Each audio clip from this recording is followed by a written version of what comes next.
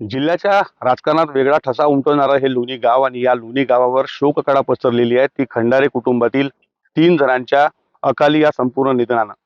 एक अपघात झाला आणि या अपघातात संपूर्ण खंडारे कुटुंबाचं होतंच नव्हतं झालं.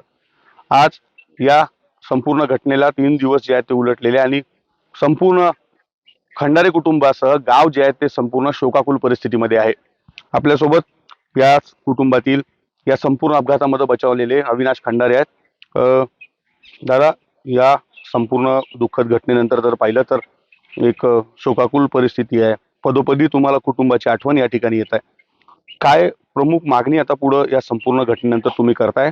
सरकारकडे काय मागणी करताय? काय नेमकी भूमिका तुमची पुढची आहे? सरकारने माझा परिवार वापस आणून द्यावा. कारण सरकारने रस्त्याची व्यवस्था केली, पण पुलाची व्यवस्था का नाही करत आहे? दारव्यापासून तर जवळ्यापर्यंत रस्त्याचं काम चालू केलेलं आहे आणि पुलाचे रस्ते तसेच ठेवलेले आहे. मी या साईडनं आलो तर माझे परिवार पुलात गेला. या साईडनं जरी आलो असतो तर मला माझ्या गावातले लोक सांगत होते की इकडे तू पुलात गेला असता म्हणून. हे असं काय कामं करून राहिले सरकार, मला काही कळून नाही राहिलं. आज माझा परिवार पूर्ण माझा पाण्यात गेला वाहून. मी काय सांगू तुम्हाला, माझ्या जीवावर काय बितत आहे मलाच माहित. माझ्या लेकरानं माझ्या डोळ्यासमोर काय आघात केला, काय माझी परिस्थिती होती ते मी नाही सांगू शकत. माझा परिवार कसा तरपडू माझ्या हातात हात घेऊन मरण पावला हो.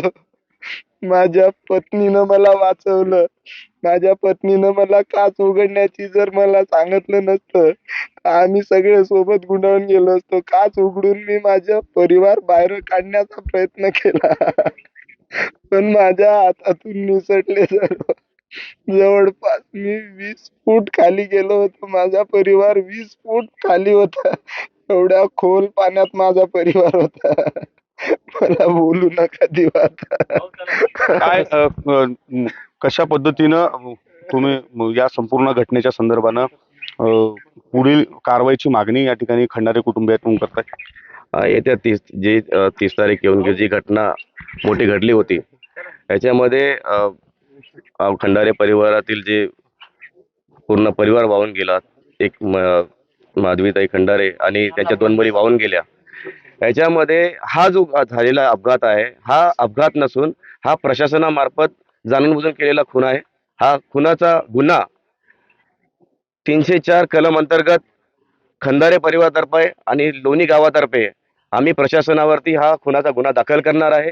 आणि महत्त्वाचं म्हणजे या ठिकाणी प्रशासनामार्फत कुठलीही मदत खंडारे परिवाराला त्यावेळेला मिळालेली नाही आहे. स्थानिक पातळीवर लोकांनी मदत करून त्यांना बाहेर काढण्याचा प्रयत्न केला आणि दुसऱ्या दिवशी सुद्धा प्रयत्न केला. आणि या ठिकाणी महत्त्वाचं म्हणजे प्रशासनाकडे मुबलक प्रकारची सुविधा उपलब्ध नाही आहे. यवतमाळ जिल्हा एवढा मोठा असताना सुद्धा या ठिकाणी एकच एनडीआरएफ टीम आहे. त्याच्यामुळे की प्रत्येक ठिकाणी जाऊ शकत नाही आणि जास्तीत जास्त जीव जाण्याचे चान्सेस या ठिकाणी जास्त आहे. आणि पोलीस प्रशासनाकडे सुद्धा उपलब्ध असा साठा कुठला जीव वाचवण्यासाठी ती यंत्रणा नाही आहे.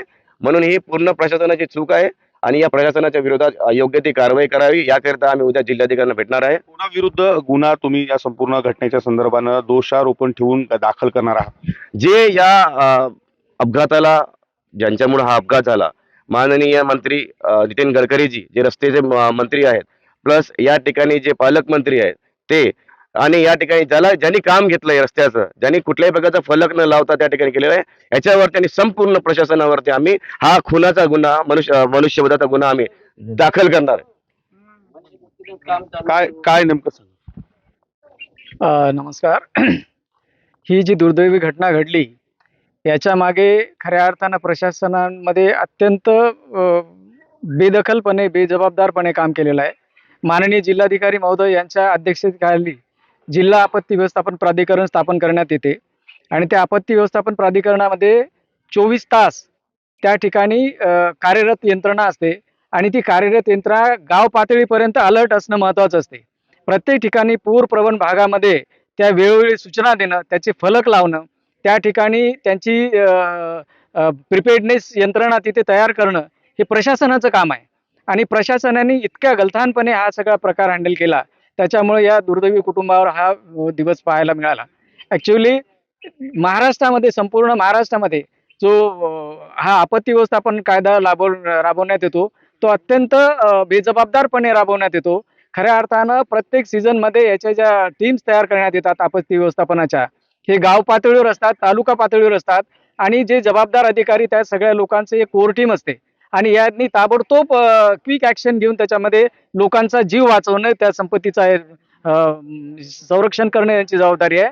त्यामुळे माझी प्रशासनाला नम्र विनंती आहे की ही घटना दुर्दैवी झाली तर झाली, पण यापुढे महाराष्ट्रातल्या तमाम जनतेला असल्या प्रसंगाला सामोरं जायची वेळ येऊ नये एवढी या संपूर्ण कुटुंबाकडून जे आहे ते या संपूर्ण घटनेनंतर रोष जो आहे तो प्रशासन आणि शासनाच्या विरोधात तो व्यक्त करण्यात येत आहे आणि मनुष्यवधाचा गुन्हा जो आहे तो दाखल करावा अशी मागणी जी आहे ती या ठिकाणी केली जात आहे.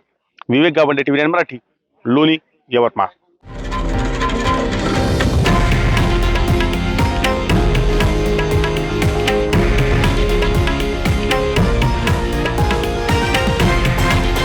हे आहे देशातील नंबर 1 न्यूज नेटवर्क आणि आपण पाहत आहात TV9 मराठी, एकमेव.